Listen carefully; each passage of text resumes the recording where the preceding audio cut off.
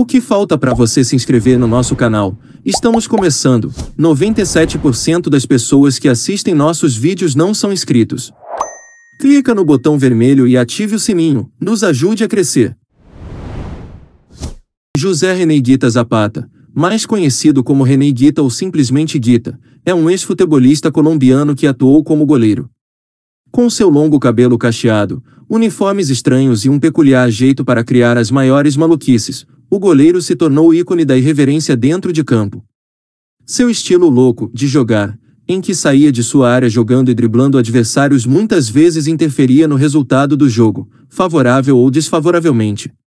E Guita também ficou famoso por seus gols de faltas, de pênaltis, e pela folclórica defesa escorpião, em que se joga para frente defendendo a bola com os pés.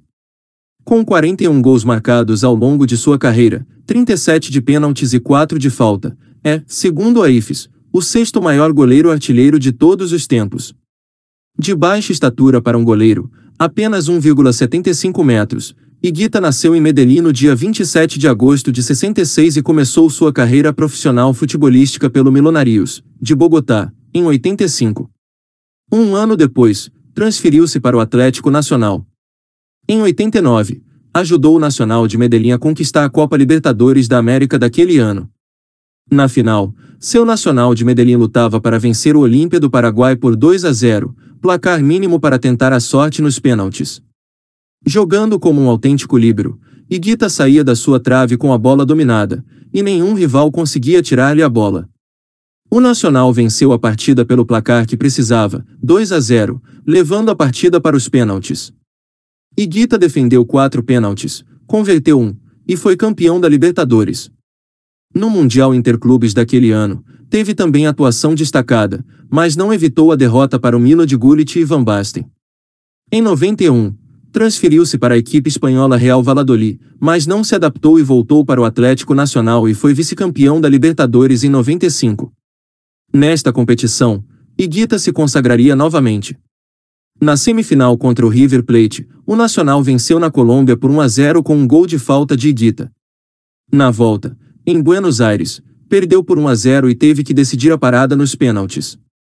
Guita defendeu uma cobrança e classificou sua equipe à decisão, perdida para o Grêmio. Em 97, vai para o México jogar no Tiburones Rojos. Retorna à Colômbia em 99 para jogar no Independiente Medellín e com rápidas passagens no Real Cartagena, Atlético Júnior, Deportivo Pereira e Barro Cauca antes de ir para o Equador jogar no Aucas em 2004. Nesse mesmo ano é pego no exame antidoping que detectou traços de cocaína e foi suspenso. Retornou ao futebol para jogar no Guarujá de Lara, da Venezuela, em julho de 2007. Volta para a Colômbia em 2008 e torna-se campeão da Série B do Campeonato Colombiano com o Deportivo Rionegro.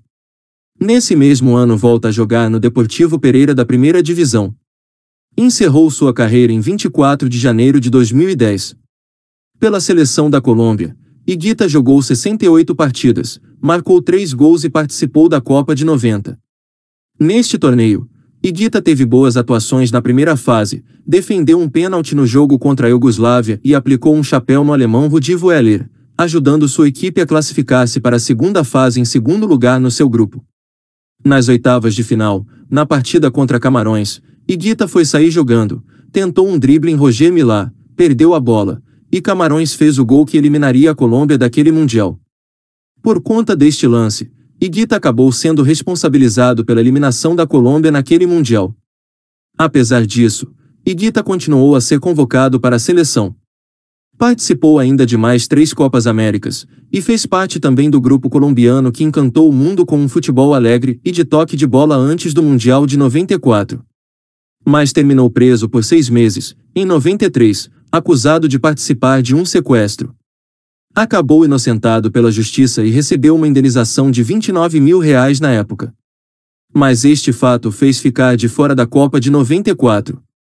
Em 95, num jogo amistoso contra a Inglaterra fez uma das maiores defesas de todos os tempos, a defesa do escorpião, quando deu um pequeno salto e defendeu com as pernas por trás da cabeça, simbolizando o típico ataque do aracnídeo.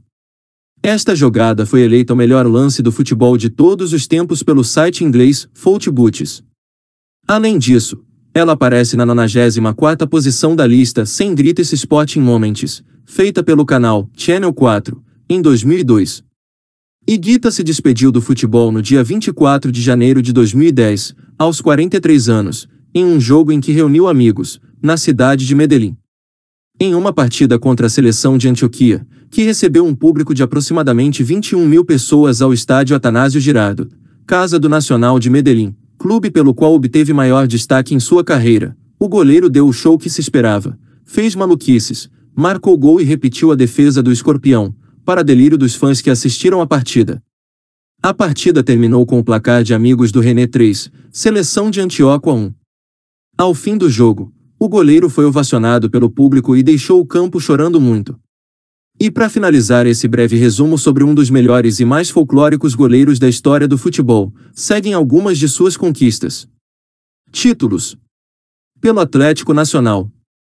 Copa Libertadores da América, 89.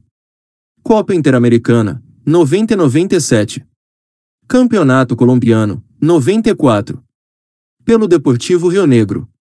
Campeonato Colombiano, Série B, 2008.